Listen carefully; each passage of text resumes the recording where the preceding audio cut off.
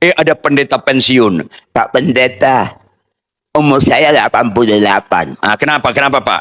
Sakit-sakitan. Boleh nggak doa kesembuhan? Siap-siap take off lah. Take off lah. Ada apa Kristen ini? Take off lah.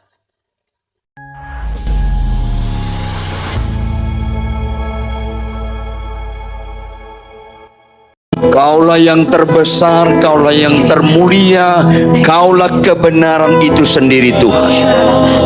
Tolonglah belas kasihan-Mu turun atas kami, sehingga kami memiliki tingkat kesadaran yang tinggi bahwa di luar Engkau kami tidak bisa berbuat apa-apa. Sehingga kebenaran firman hari ini membawa kami tidak lagi menunda-nunda untuk sungguh kami total berserah kepada Engkau ya Tuhan. Untuk itu Roh Kudus berotoritas dalam pemberitaan firman Tuhan.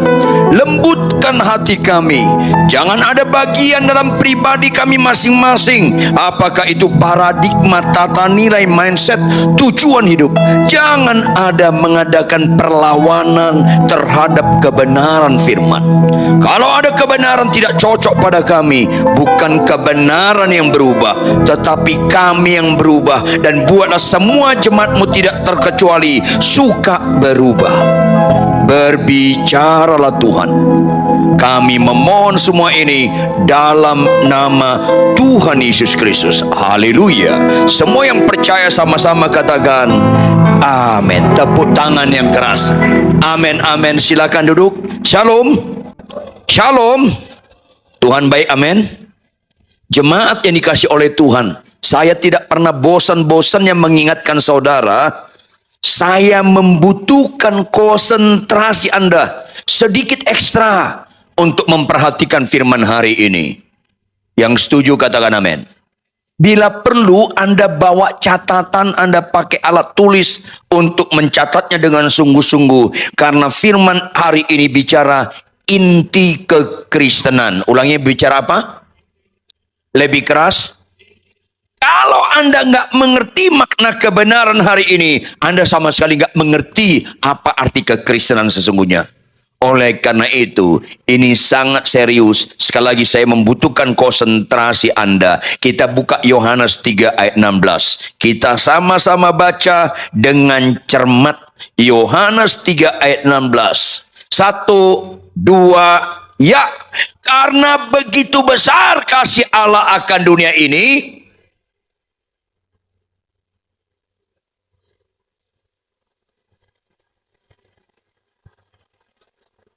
yes, sistematika konstruktif kalimat ini yaitu Tuhan Allah Bapa mengaruniakan anaknya yang tunggal semata-mata karena Allah adalah kasih.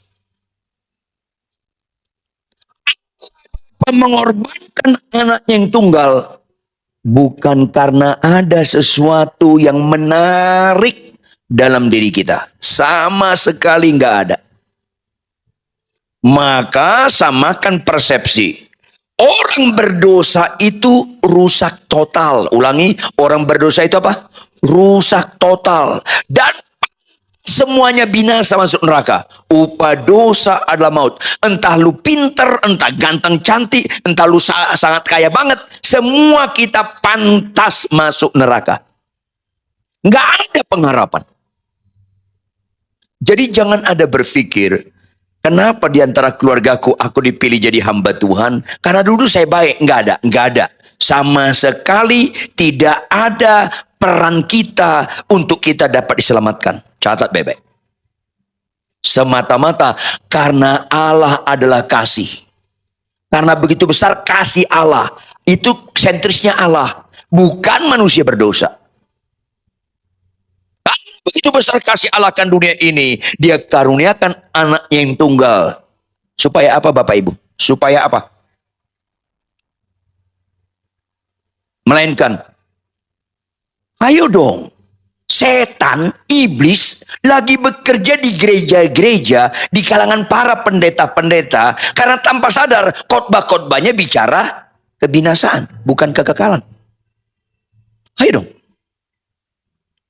Penting sekali Bapak Ibu. Saya ingatkan Anda, kesembuhan bukan ciri utama Kristen.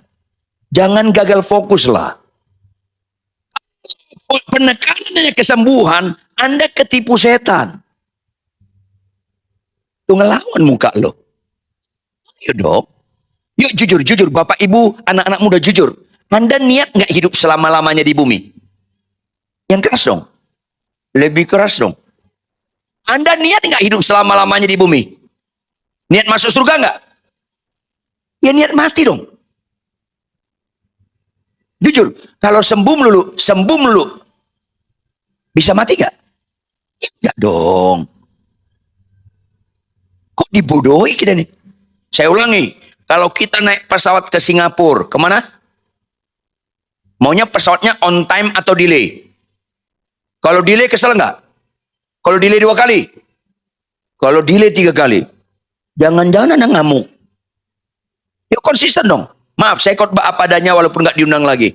Salah satu orang bodoh di mata Tuhan bukan pendidikannya rendah. Pendidikan rendah nggak dianggap Tuhan bodoh.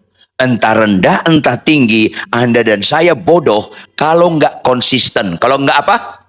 Yes. Jawab, mana lebih bagus, surga atau Singapura? Kalau kau dipanggil ke surga, maunya on time atau delay? On time-nya sambil ketakutan, on time. Pembohong. Jadi bodoh. Kalau delay pesawat komplain.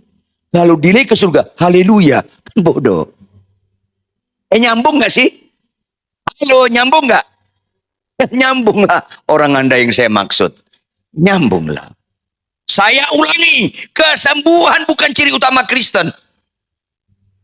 Sesat kita nanti. Ketika ada pendeta, Pak Ridwan, saya berdoa supaya umur saya 120 tahun. Yang kau doakan itu menunjukkan kau nggak beriman. Loh kenapa? Kalau umur 120 tahun ukuran iman, jawab. Yesus mati umur berapa? 33. Kenapa 120 tahun dia matinya? Ya Tuhan, karena lu suka delay. Kristen mau masuk surga harus niat mati dong. Jawab Bapak Ibu, supaya kita berubah melalui pembaruan budi, nggak serupa dengan dunia ini. Jawab Bapak Ibu, untuk mati lebih efektif kanker atau bisul? Ketawa Anda mengandung kepedihan karena terlalu suka mujizat-mujizat kesembuhan, jadi ngawur Kristen itu. Lebih efektif kanker daripada bisul untuk mati. Jadi orang benar, kalau kanker nggak ada masalah. Terima kasih Tuhan, efektif aku untuk masuk surga. Udah selesai. Kalau Surabaya ke Jakarta, mana lebih efektif untuk nyampe, pesawat atau beca? Beca itu bisul, pesawat itu kanker. Udah selesai dong. Itu ngelawan muka Anda susah. Makanya di gereja lebih banyak suka kesembuhan daripada hidup benar.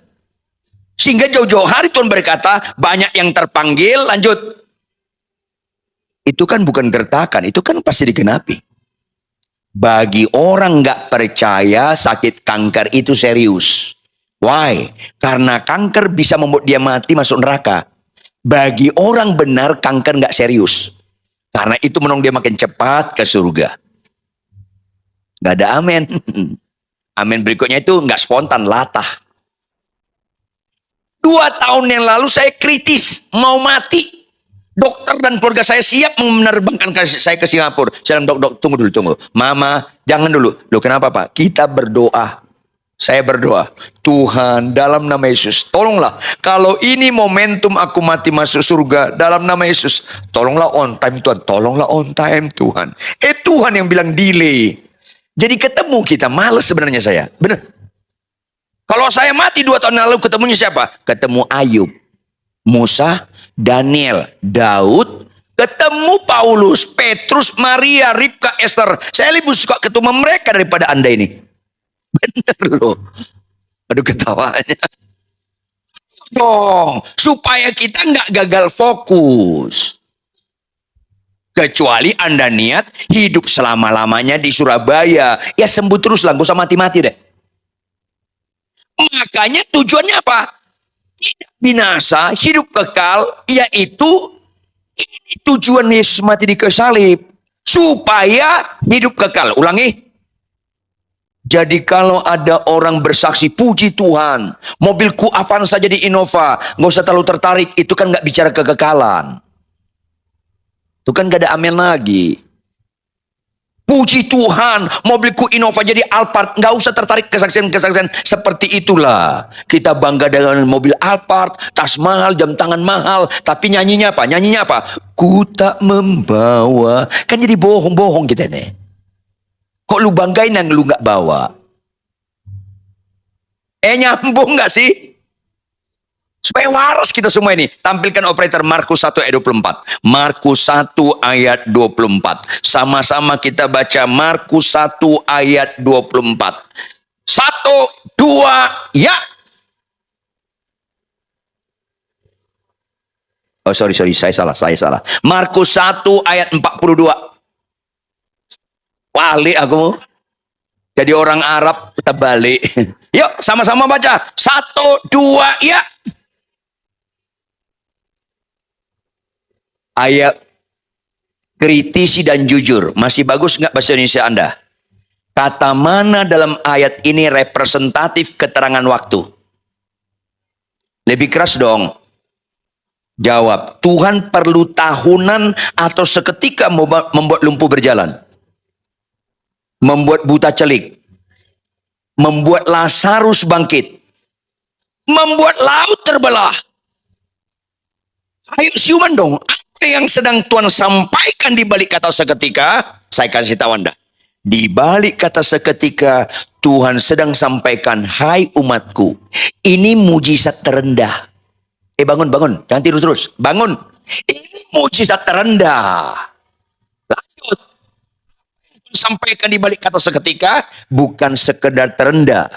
Ini mujizat sementara, nggak ada unsur kekekalannya. Ayo dong, jawab. Lazarus dibangkitkan Tuhan Yesus nggak? Mati lagi nggak? Mati, itu sementara. Yang Anda kenal di terminal Bungurasi itu Lazarus Simanjuntak, beda orangnya. Siumanlah Anda. Itu sementara. Laut dibelah Tuhan Yesus. Jawab, terbelah enggak? Sekarang statusnya terbelah atau gabung? Sementara. Karena seketika, ibu-ibu, semua yang perempuan yang sudah menikah, ibu-ibu angkat tangan kananmu tinggi-tinggi. Yang sudah menikah, ibu-ibu, tinggi-tinggi, jangan setengah tiang, tinggi-tinggi. Jangan ngaku-ngaku bujangan loh. Oke, ibu-ibu, saya tanya Anda, ada nggak perintah Tuhan, hai istri, tunduklah pada suami? Ada nggak? Yang keras, ada nggak? Istri tunduk pada suami bisa seketika atau proses tahunan?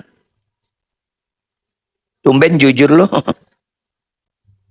Di hadapan Tuhan lebih mujizat istri tunduk pada suami daripada di rumah duka mayat didoakan bangkit. Ayo dong, supaya tuntas mental dukun Anda. Jangan ragu Tuhan bisa menyembuhkan, tetapi kesembuhan gak ada unsur kekekalannya. Sehingga Tuhan langsung pertunjukkan depan murid-muridnya. 10 orang sakit kusta datang ke Tuhan Yesus. Jawab, berapa yang sembuh? Berapa yang binasa? 9 binasa. Kalau nggak percaya Anda, matilah nanti malam, intiplah. 9 binasa. Karena kesembuhan nggak ada unsur kekekalannya. Satu yang memiliki kehidupan kekal karena dia bukan sekedar sembuh, tetapi dia datang dan bertobat. Tepuk tangan yang keras. Yes.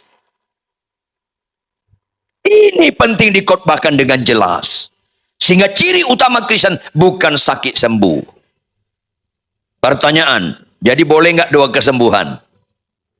Boleh, tapi jangan titik. Apalagi tanda seru, boleh tanda koma, boleh sampai limit tertentu, gitu dong. Ada batasnya, makanya Alkitab jelas. Bilang umur kita berapa tahun? 70, ada batasnya. 70, lebih daripada itu 80. Upahnya apa? Penderitaan. Itu Alkitab.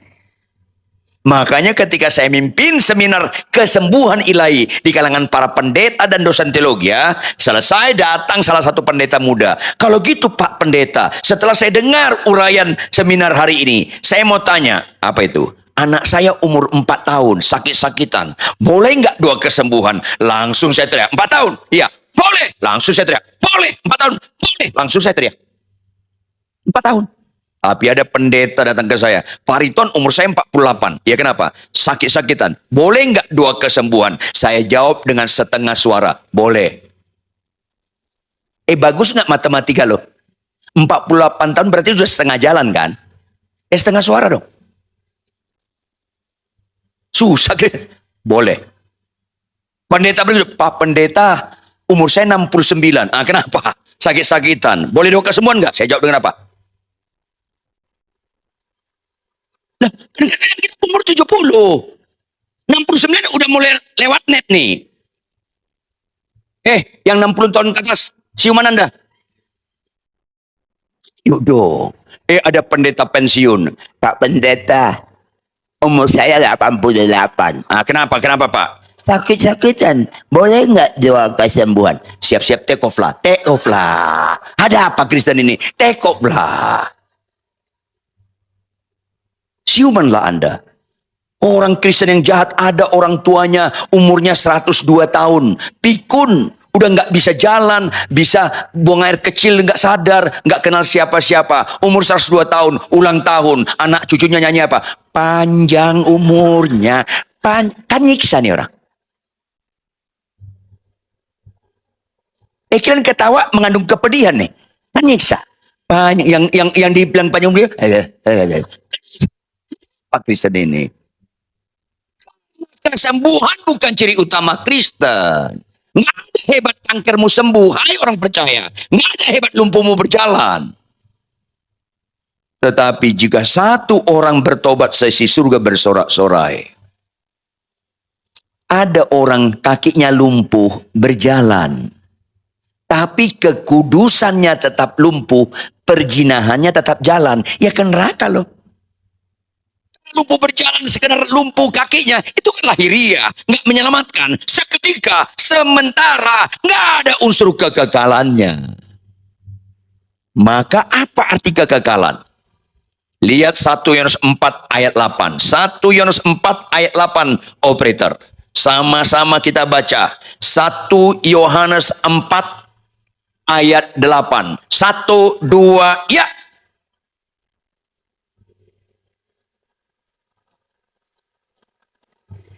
Ini ayat penentu, karena ada unsur keabsolutan.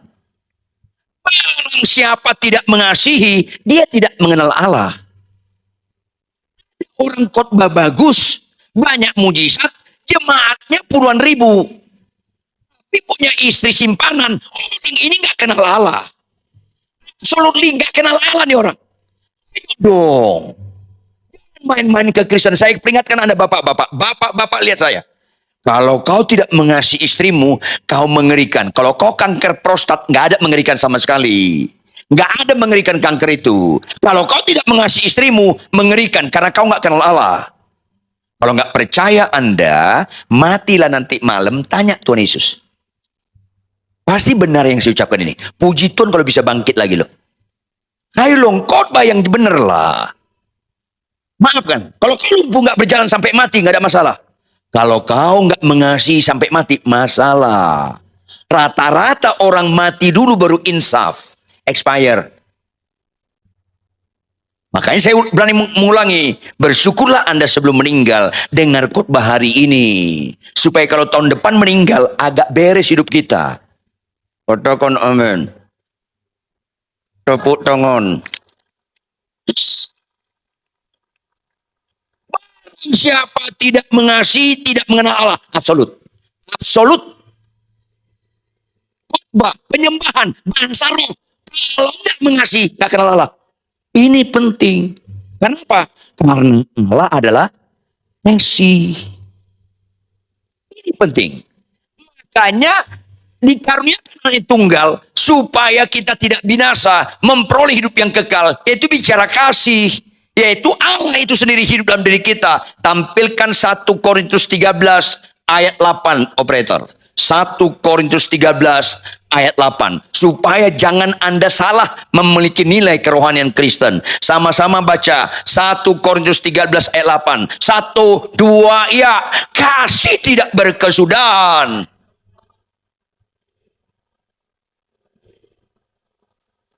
Apa yang kekal? Hanya kasih. Bapak Ibu, nubuat nggak ada unsur kekekalannya. Nubuat akan berakhir. Jangan anti nubuat, karena dalam Alkitab ada nubuat.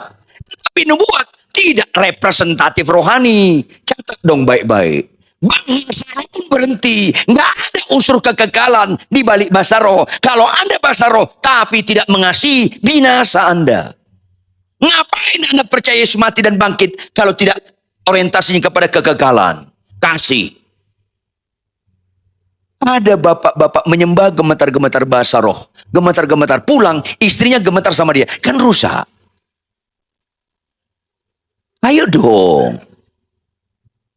Ada worship leader saya. Kebetulan mantan narapidana. Mantan apa? Jadi nggak ada masalah ya. Nggak ada masalah. Mantan. Jujur Bapak Ibu anak-anak muda. Jujur Bapak Ibu anak-anak muda. Mana lebih bagus? Mantan pembohong atau mantan jujur? Mantan pemarah atau mantan lemah lembut? Mantan pemalas atau mantan rajin? Ngerti gak? Kalau ngerti, kenapa bohong Anda, pemarah Anda, pemalas Anda sampai detik ini belum Anda mantanin? Mantanin dong. Amin. Anda mantan kanker, tapi bohongnya belum mantan, ya rusak. Ini penting sekali. Dia mantan narapidana, badannya tinggi, besar, ganteng, kayak saya, kata orang buta. Dan gitu ketawanya nyakitin. Mimpin pujian gemetar-gemetar. Begitu saya ketemu, saya naik mobil, dia naik motor lawan arah. Orang lain gemetar sama dia. Saya stop, saya turunkan kayak, stop, balik. Balik, kamu menyakiti Tuhan Yesus. Balik. Apa dibilang? Salam Pak Balik. Gak usah salam, balik. Lu muji Tuhan bagus, tapi kelakuan lu buruk. Mana mengenal Allah? Bukan Roh Kudus, tersinggung dia. Dia parkirkan motornya, dia samperin saya, dia buka kancingnya 3 atau 4, dia kasih tunjuk tato salib. Pak Pendeta Ridwan, saya cinta Yesus, ada salibnya di dadaku. Saya bilang jangan bodoh. Di Bukit Golgota ada 3 kayu salib. Yang kau pakai ini sebelah kiri Yesus. Salib sebelah kiri Yesus. Ibu-ibu lihat saya, kalau kau pakai kalung salib, masih kau lawan terus suamimu, salib di kalungmu itu salib sebelah kiri Yesus. Ciumanlah Anda. Anda kalau di rumah Anda, ruang tamu, di kamar ada salib, tapi suka berantem di rumah, itu salib di rumahmu, itu salib sebelah kiri Yesus. Dan pura-pura nggak nyambung. Kristen itu bukan sekedar lambang-lambang. Ini penting. Oleh karena itu Bapak Ibu, kasih yang kekal. Khotbah bagus bukan ukuran rohani. Kalau saya khotbah bagus, saya tidak mengasihi istri saya, selesai. Itu Kristen, supaya nggak gagal fokus. Makanya Bapak Ibu, lihat Kejadian 1 ayat 26. Kejadian 1 ayat 26. Sama-sama kita baca, mempersingkat waktu, kita baca kalimat pertama saja. Berfirmanlah Allah. Lanjut. Baiklah kita menjadikan manusia menurut gambar dan rupa kita. Stop. Allah adalah kasih. Ulangi. Lebih keras. Adalah kasih, menciptakan kita menurut gambar dan rupa Dia. Kalau kita diciptakan menurut gambar dan rupa Dia, maka kita makhluk kasih. Manusia ciptaan Allah yang sempurna, segambar dengan Allah. Karena Allah adalah kasih, maka kita makhluk kasih. Lihat 1 Korintus 13 ayat 1 sampai 3. 1 Korintus 13 ayat 1 sampai 3. Firman Tuhan 1 Korintus 13 ayat 1 sampai 3 jelas sekali. Sekalipun aku dapat berkata-kata dengan semua bahasa manusia dan bahasa malaikat, tetapi jika aku tidak mempunyai kasih, lanjut. Pengkhotbah terkenal, banyak mujizat, jemaat ratusan ribu, kalau nggak ada kasih, tong kosong nyari bunyi. Ayat 2. Sekalipun aku mempunyai karunia untuk bernubuat, mengetahui segala rahasia, dan memiliki seluruh pengetahuan, dan sekalipun aku memiliki iman yang sempurna untuk memindahkan gunung, tetapi jika aku tidak mempunyai kasih, jelas sekali. Kok ada pengkhotbah terkenal, jemaatnya banyak, punya istri simpanan, orang ini akan binasa. Supaya Anda mengerti Kristen yang benar. Ayat 3. Sekalipun aku membagi-bagikan segala sesuatu yang ada padaku, bahkan menyerahkan tubuhku untuk dibakar, tetapi jika aku tidak mempunyai kasih, sedikit pun gak ada faedah. Jadi ciri utama Kristen kasih, bukan sakit sembuh. Supaya jangan sesat kita.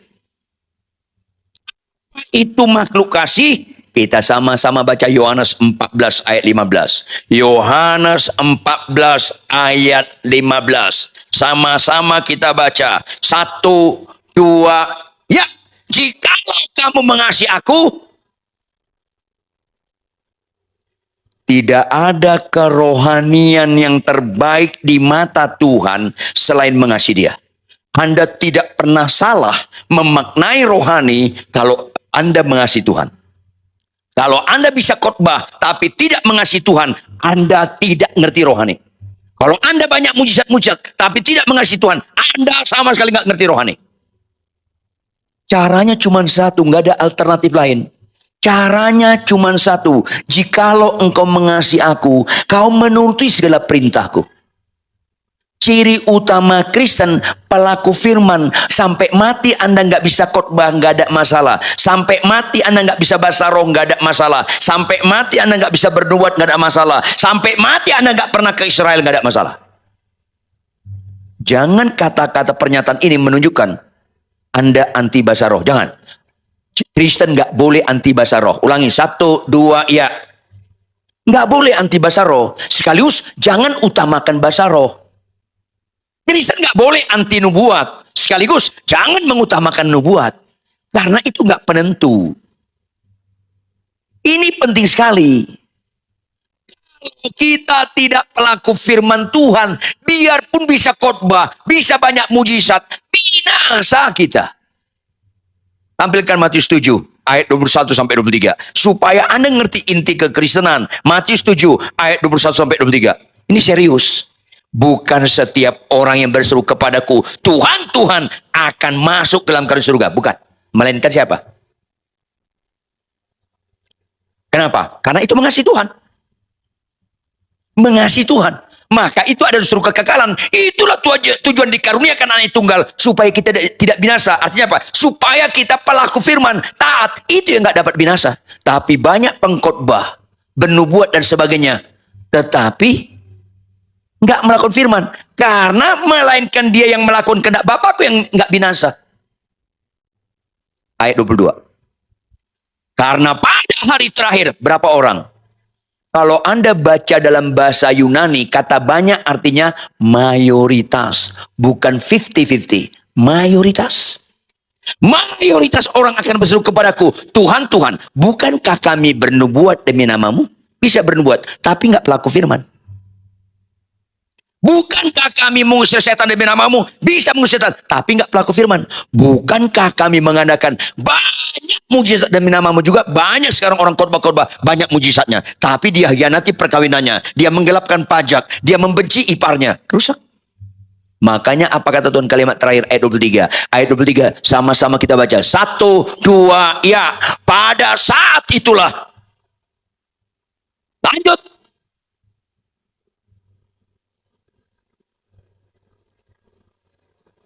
Yes.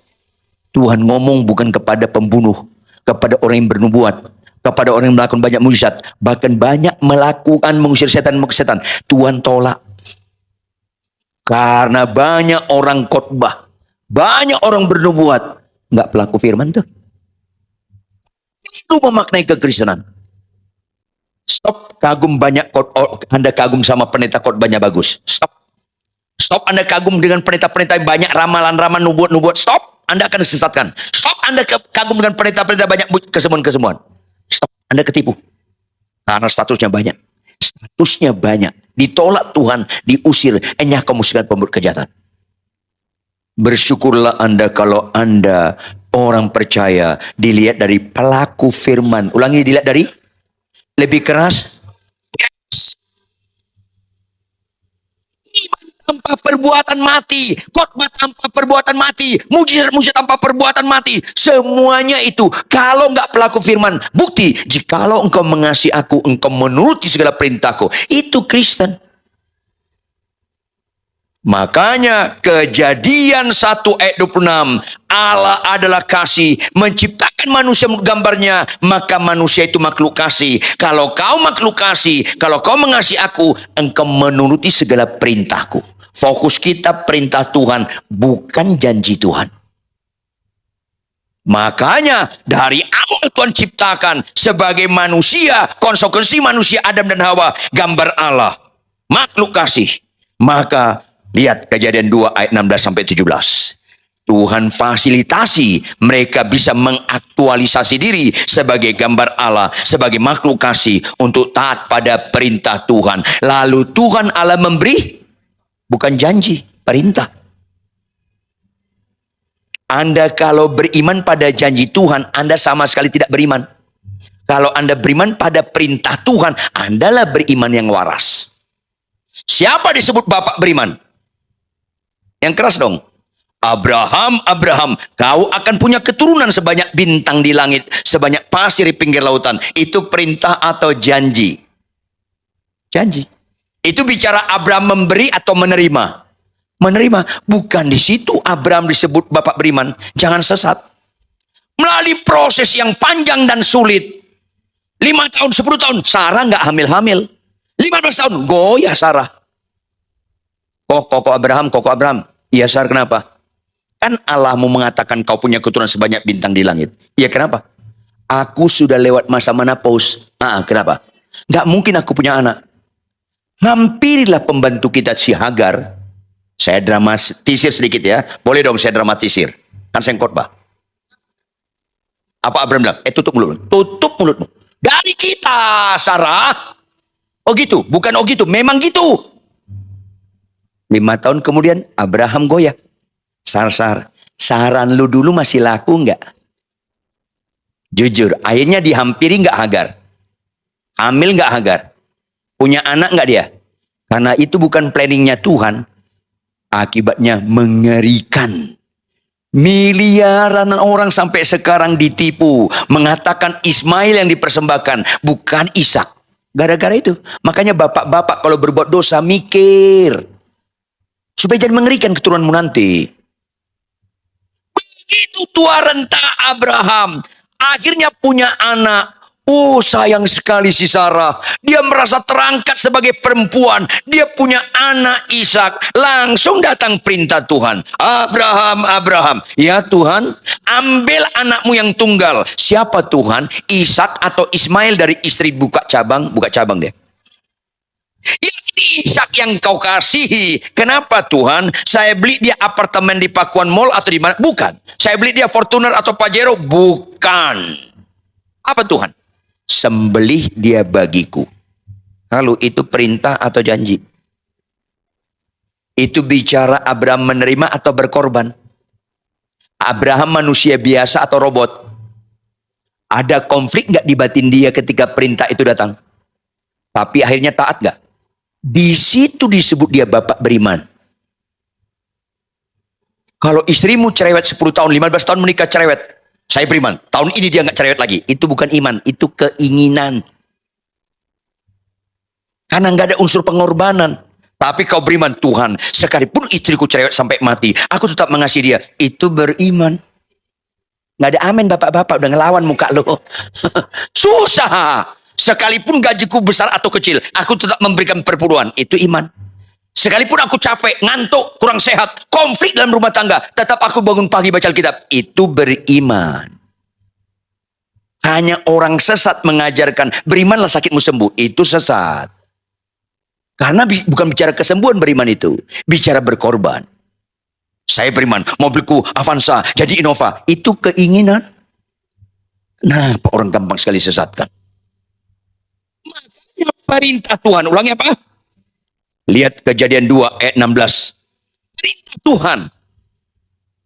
Tuhan akan memberikan perintah ini kepada manusia. Semua pohon dalam taman ini boleh kau makan buahnya dengan bebas. Ayat 17 sama-sama baca. 1, 2, ya. Tetapi.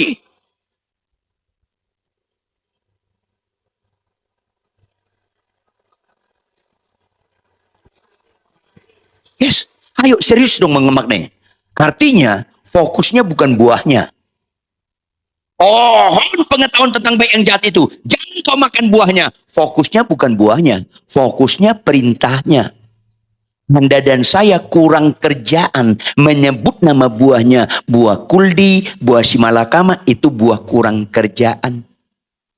Apakah itu mangga, rambutan, duku atau durian? Nggak ada masalah. Karena fokusnya bukan buahnya. Fokusnya perintahnya. Ulangi fokusnya apa? Artinya, kalau kau makan, kau akan mati. Artinya apa? Kalau kau nggak taat, kau mati. Hai suami, kasihlah istrimu. Kalau kau nggak taat, kau mati. Hai istri, tunduklah pada suamimu. Kalau kau nggak taat, kau mati. Hai anak-anak, hormati orang tuamu. Kalau kau nggak taat, kau mati. Ini Kristen bukan soal sakit sembuh. Kalau kau taat, kau nggak mati. Jawab Bapak Ibu, kalau Adam dan Hawa taat, tidak mengambil buah itu, tetap kekal gak dia? Makanya bertobat lahir baru, percaya kepada Yesus, belajarlah taat sampai mati. Supaya Yesus Kristus dikaruniakan, supaya kita tidak binasa, melainkan memperoleh hidup yang kekal. Ini penting dikhotbahkan dalam gereja. Yuk kita buka Amsal 19 ayat 16. Amsal 19 ayat 16. Tegas. Firman ini jelas. Amsal 19 ayat 16. Sama-sama baca. 1, 2, ya. Siapa berpegang pada perintah, tetapi itu mengandung arti. Kalau kau pelaku firman, kau menghormati nilai kematian dan kebangkitan Kristus. Kalau kau melakukan perintah Tuhan, kau bicara kekekalan, memelihara nyawamu. Tetapi kalau kau menghina, apa arti menghina firman? Kalau kau nggak taat, kau menghina firman. Itulah Tuhan bilang, aku nggak kenal engkau. Hanya kamu sekalian pembuat kejahatan, entah pengkhotbah, bernubuat. Kalau kau nggak pelaku firman, kau menghina firman, mati lu.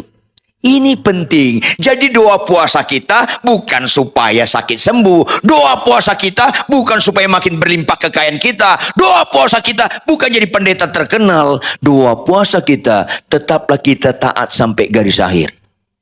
Itu Kristen yang benar.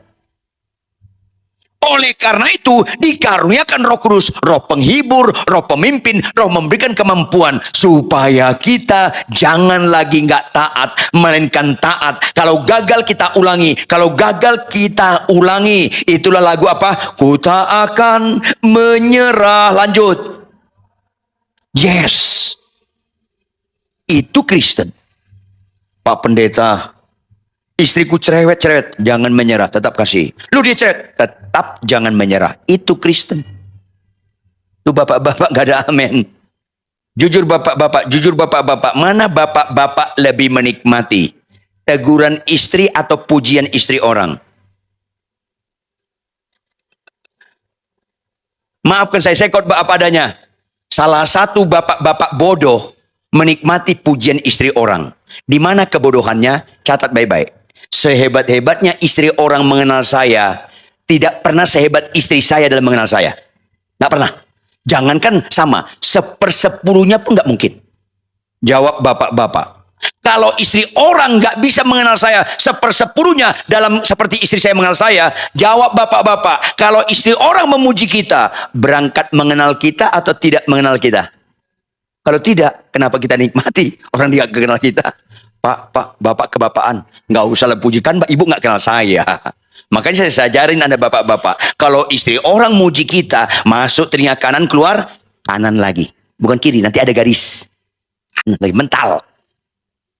Istri saya menegur saya, berangkat dari mengenal saya. Apa alasan saya tidak menikmati teguran istri? Di situ orang mulai rohani, bukan di khotbah. Termasuk Pak ibu-ibu, jangan nikmati pujian suami orang, kecuali Anda pilih kesurupan. Silakan. Nikmatilah teguran suami. Enggak ada amin. Ini Kristen yang benar, bukan soal sakit sembuh, bukan bisa khotbah, bisa bukan itu. Makanya Bapak Ibu, dua mujizat di mata Tuhan. Pertama, buka Lukas 15 ayat 7. Ini mujizat pertama. Mujizat di mata Tuhan dengan manusia beda. Sakit sembuh itu mujizat bagi orang nggak percaya supaya percaya.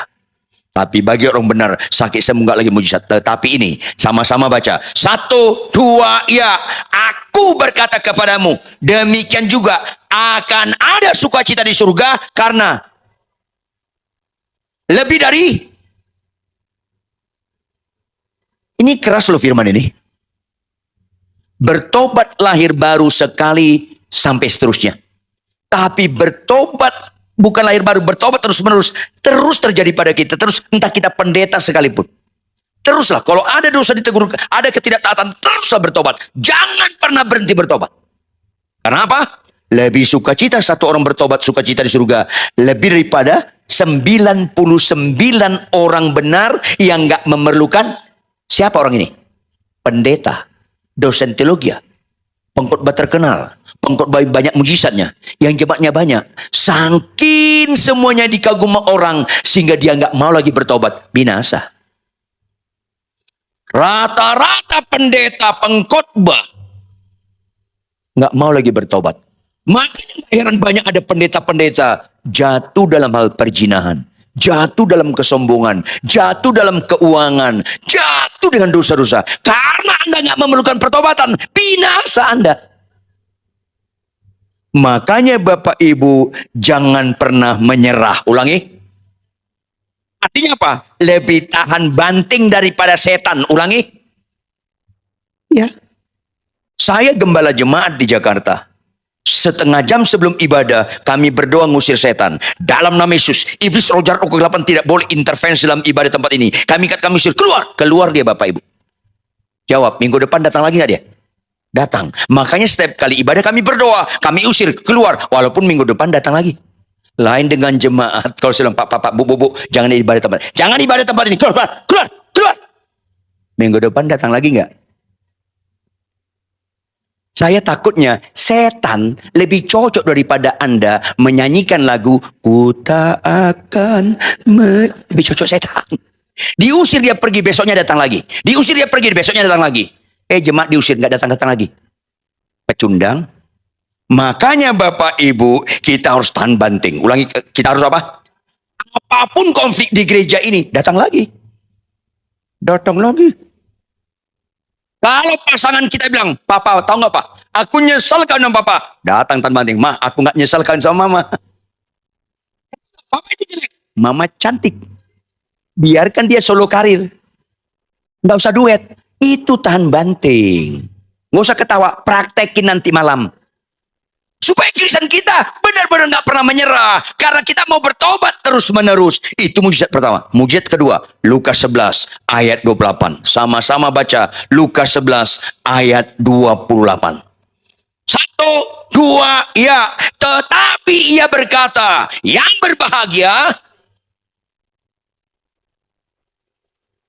bukan sakit sembuh yang berbahagia. Bukan sakit sembuh. Karena kesembuhan bukan ciri utama Kristen. Bukan mobilmu Innova jadi Alphard yang berbahagia, bukan jam tangan lo jadi harga 1,6 miliar yang berbahagia, bukan. Duniawi banget Anda. Yang berbahagia adalah orang yang mendengarkan firman Tuhan serta memelihara. Apa itu memelihara? Merenungkannya siang dan malam dan menjadi pelakunya terus-menerus. Ini dua doang mujizat di mata Tuhan. Sakitmu sembuh, itu mujizat menurut manusia. Di hadapan Tuhan gak ada mujizatnya. Saking gak mujizatnya, 10 orang sakit kusta sembuh, 9 ke neraka. Gak mujizat. Makanya kalau sakitmu sembuh, lanjutkan dengan pertobatan. Supaya ada sukacita di surga, ada mujizat yang indah di mata Tuhan.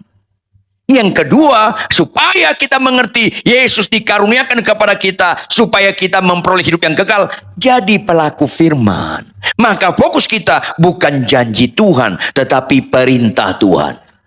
Penutup, Filipi 2 ayat 5 sampai 8. Ini puncak kekristenan. Filipi 2 ayat 5 sampai 8. Hendaklah kamu dalam hidupmu bersama bapak ibu, suami istri, orang tua dan anak, anak dengan orang tua, dengan menantu dengan ipar, dengan teman gereja dengan tetangga. Hendaklah dalam hidupmu bersama menaruh pikiran dan perasaan yang terdapat juga dalam itu mujizat. Pikiran kita jadi ikutin pikiran Kristus, perasaan kita ikut perasaan Kristus. Itu puncak mujizat. Apa itu? Sangkal diri, ayat 6. Yang walaupun dalam rupa Allah, lanjut.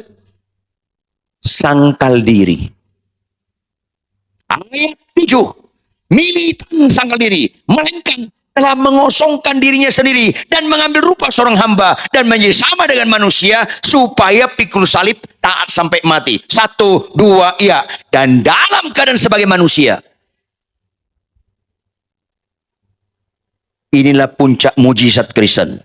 Anda akan keliru puncak mujizat itu jadi pendeta terkenal. Stop. Murahan sekali nilai kuasa kebangkitan Kristus kalau kita simpulkan sekedar pendeta terkenal. Nggak ada itu nilai. Tetapi kalau kita taat sampai mati, itulah bicara kekekalan. Itulah mujizat utama dalam hidup kita. Walaupun harus menjadi hamba pelayan, mengosongkan diri. Penutup. Ada pendeta ngomong sama saya, Pak Riton, jujur Pak Riton. Ada apa ini kok datang-datang jujur? Bapak itu DKI. Iya memang saya di Jakarta, DKI daerah khusus ibu kota. Bukan gitu Pak Riton, apa itu? Bapak DKI dibawa ketiak istri. Loh iya dong, istri saya lebih tinggi dari saya. Kalau saya dibawa ketiak dia, apa masalah lo? Saya tidur sama dia. Seringkali saya merosot persis dibawa ketiak dia. Ya gak ada masalah dong. Masalah buat lo, gak ada masalah dong. Tetapi kalau saya dibawa ketiak istri orang, itu kesurupan. Gak ada masalah. Bukan gitu Pak Ridwan. Ada apa sih? Saya lihat Pak Ridwan, jujur Pak Ridwan. Kalau istri Bapak marah-marah, Bapak diam. Bapak takut ya? Enggak. Justru kita harus setia, tetap mengasihi istri, walaupun dia tetap marah. Loh kok diam? Ya diam dong. Loh kenapa? Kalau perempuan marah, nalarnya tumpul. Kematangan otaknya well done. Orang lagi istri marah, kau jelaskan. Itu pekerjaan kesia-siaan di atas segala kesia-siaan. Kalau istri marah, kau, mama jangan gitu, mama salah. Gini, kau nasihatin, makin salah, makin gak ngerti dia. Kayak lempar bola tenis ke tembok, membal lagi ke kita. Siumanlah bapak-bapak. Kalau istri saya marah, saya gak buka mulut. Kalau istri saya marah, saya gak pergi, saya tatap dia. Immanuel, ada Allah beserta dengan saya. Saya ajak ngomong Allah. Saya bilang sama Tuhan dalam hati, Tuhan, energik banget istriku, sehat dia. Sehat. Tanda-tanda istri sehat masih bisa marah. Kalau 3 hari, 4 hari, 5 hari istri saya nggak marah, diem terus diem, itu kesambet Omikron. Nggak masalah, marah lagi, tetap saya tatap dia, saya senyum, saya bilang sama Tuhan, Tuhan, cocok banget aku sama nih orang. Kau kirimkan dia menjadi pahat yang tajam untuk mengukir saya, lanjutkan Tuhan. Saya nggak mengorbankan ketaatan. Marah lagi. Saya tetap tidak punya prinsip 2-3 kali sabar ada batasnya. Sabar buah roh nggak ada batasnya. Tapi kalau sabar siman juntak ada batasnya. Saya bilang sama Tuhan, Tuhan, istriku ini satu-satunya di dunia, nggak ada duanya. Ini manusia langka ini Tuhan. Tolong lestarikan Tuhan. Jangan dia lon mati, aku lon mati. Selalu berakhir dia kalah. Karena marah itu capek. Makanya ada pepatah, siapa lekas marah, lekas. Itu diperhalus. Bukan tua, maksudnya lekas mati. Itu maksudnya. Selalu dia bilang, Pak, kok aku marah-marah, Papa senyum-senyum aja. Saya ajak bercanda istri saya. Mah, tinggi saya 2 meter kurang banyak. Tapi daya nikmat saya di atas rata-rata. Kau senyum, ku nikmati. Kau marah, ku nikmati. So sweet. Itu mujizat.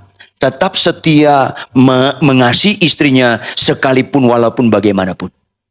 Karena jikalau engkau mengasihi aku, kata kasih itu bersifat kekal, tidak dapat binasa. Kau menuruti segala perintahku. Kenapa saya mengasihi istri saya? Apapun terjadi pada dia, karena fokus saya bukan kelakuan dia. Fokus saya mengasihi Tuhan. Jujur, kalau orang bilang sama kita, monyet lo, sakit hati nggak Anda? Kalau Anda sakit hati, Anda bodoh. Di mana bodohnya? Jawab. Kalau orang ngomong, monyet lu, itu omongan salah atau benar? Kalau salah, kenapa mempengaruhi kita? Kenapa kau buat omongan yang salah berbobot? Kalau orang bilang, monyet lu, langsung tambah nggak bulu? Nggak ngaruh. Nggak ngaruh. Langsung nongol nggak rekor? Nggak ngaruh. Jangan dia salah, kita digembalakan dia. Monyet lu yang monyet. Kan kita digembalakan dia. Kita mengasihi Tuhan, kita taat. Kalau bilang, monyet lo, tatap dia. Orang lo. Kan keren. Nggak usah ketawa, bertobat aja kita. Supaya ngerti Kristen. Monyet. Orang. Sekali. Kenyataan banyak pengkhotbah, banyak worship leader, singers, banyak orang Kristen. Nggak mau membalas kejahatan dengan kebaikan. Penutup. Orang Kristen suka nggak kesembuhan? Jawab dong. Orang Kristen suka nggak kesembuhan? Agama lain suka nggak kesembuhan? Penjahat suka nggak kesembuhan? Siuman dong. Kalau penjahat suka terhadap sesuatu, sesuatu itu pasti nggak ada istimewanya. Penjahat pun suka kesembuhan. Jawab, ada nggak perintah Tuhan, kasihlah musuhmu? Jika ditampar pipi kiri, kasih pipi kanan. Balaslah kejahatan dengan kebaikan. Ada nggak? Jawab, penjahat suka nggak itu? Penjahat suka nggak itu? Agama lain suka nggak itu? Orang Kristen suka nggak itu? Masalahnya nggak juga. Masalahnya nggak juga. Binasalah Anda. Maka pulanglah di tempat ini. Ketaatan yang sungguh-sungguh terhadap perintah Tuhan. Sekalipun walaupun taat sampai mati. Di situ statement hidup kita berkata berbobot. Kaulah segalanya.